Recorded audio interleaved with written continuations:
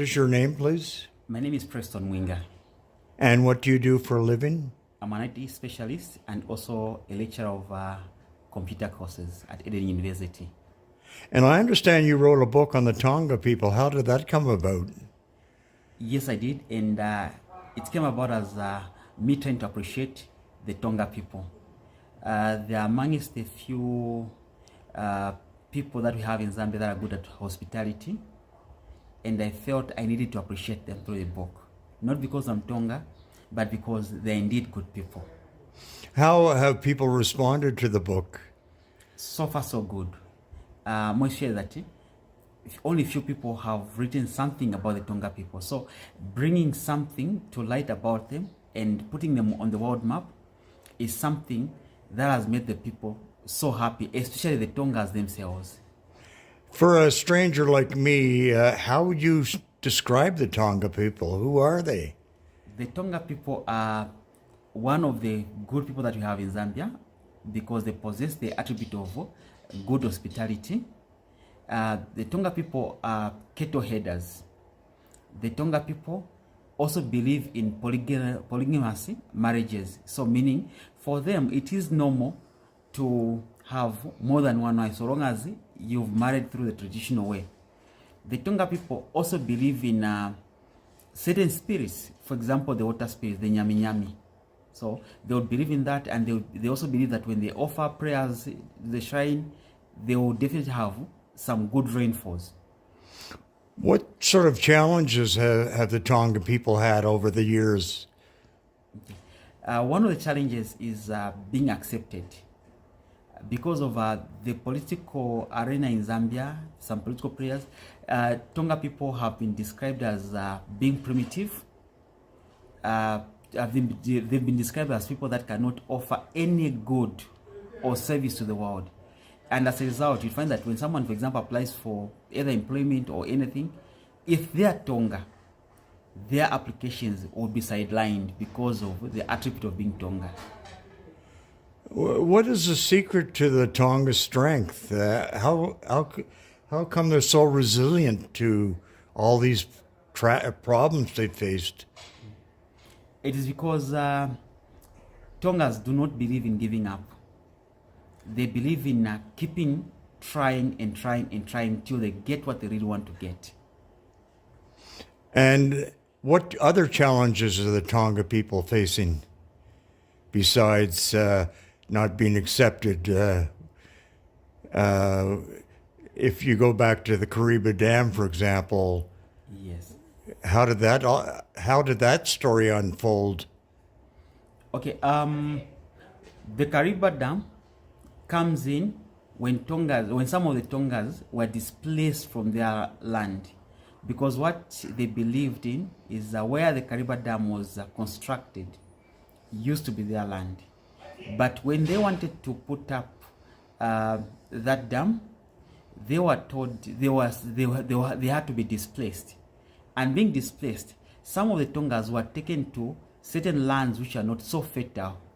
So that did not augur well, and until now, they cannot even cultivate properly because they believe that the lands are not as fertile as the land that Kariba had.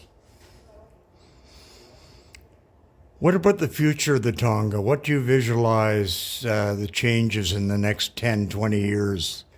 How is the lifestyle of the Tonga going to change? Okay. It will change as one of the reasons is they're being accepted now. And more especially that we even have a Tonga president now, President Hakainde Hichilema. And is now able to bring other tribes together. So meaning tribalism is now beginning to be a thing of the past. We are now seeing Tongas mingling with the Bembas, Tongas mingling with the Chewas and everyone. And they are now allowing intermarriages. So meaning a Tonga can now marry a Lozi, a Tonga can marry a Bemba. So they are now being accepted as part of the Zambian people. What traditions have the Tonga lost or are bringing back to their lifestyle? Okay. The tradition that the Tongas have lost is where things are now being modernized. Certain cultures are being put away because we are now doing things in a modern way. Some typical Tongas believe that that's not how things are supposed to be done, and they want those things to be done the way they used to be done. For example, Tongas back then did not believe in Christianity. They believed in offering prayers to their spirits and everything. But now, some of the Tongas are Christians, and others still believe that they need to go back to the old ways. For example, they are saying the current power deficit that we're having now is as a result of the Nyami Nyami being angry. And they believe that as soon as they go and get back the spirits, offer sacrifices, then we'll have enough rainfalls and we'll no longer have load shedding. So that tradition has been lost. What about the Tonga language? Is that in danger of dying? No, that one is protected. One thing that I like about the Tongas is that wherever they go, they always embrace the Tonga language. The only Tongas that are affected are these ones that are brought up in towns, for example, like Lusaka City, and they've never been to the villages. Because children are now taught that it's either you speak Tonga, like the way I was brought up. It's either you speak Tonga in the house or English. So as a child, I needed to choose which language I'm comfortable with.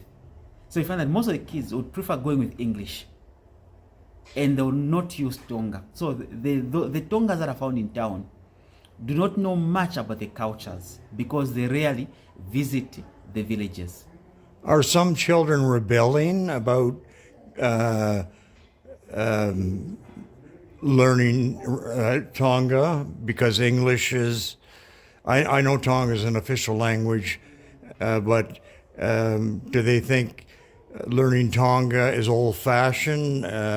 If they want to be modern, English is the only language that counts? Those ones in Lusaka, yes. And because of the same aspect of being discriminated some time back, saying because you're Tonga, you cannot do this. So they'll try by all means to hide their languages and stick to the English language so that they're protected and not victimized by anyone. So some of the young people are ashamed of being Tonga, so they want to hide it. Yes, they are. What are the Tonga people doing to try and change that? Okay, so through the president, like this time around, he's promoting unity and allowing other tribes to also visit the Tonga land and also get land in the Tonga land, and this vice versa. That way, unity is being promoted. And what is also done is now not only sending, for example, Tongas are not only sent to the Tonga lands, but they're also sent to other lands, for example, Eastern Province, where we find the Ngonis, and the Ngonis will also be sent to the Tonga land, so that everyone feels at peace and feels that liberty. Then apart from that, he's also promoting local languages to be taught in schools. For example, if you go to Southern Province, Tonga is one of the languages that will be taught. You come to Lusaka, it is Chewa. You go to Northern Province, it's Bemba. So he's promoting that they embrace their languages. Southern Province, the majority of people are Tonga, are they? Yes, they're Tongas. And what about Christianity versus their traditional religions? Any thoughts on that? There's a balance now. There's a balance. People are trying by all means to balance up tradition and Christianity, because one thing that they've learned is they cannot run away from tradition.